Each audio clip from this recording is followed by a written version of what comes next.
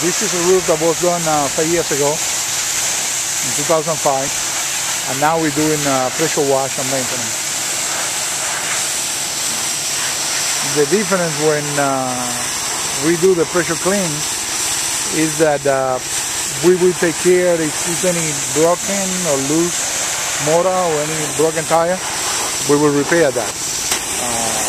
Most of the time when people do pressure wash, they don't care about what happened with the rest of the roof. But these guys are roofers. They know what to look for, what to repair, and they know how to leave the roof fixed and on the guarantee. You can see the difference after you do a pressure wash and the part that hasn't been cleaned yet.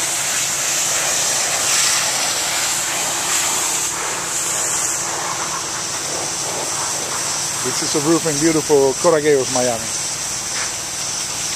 Like the roof next door that you see is white, but already show mildew.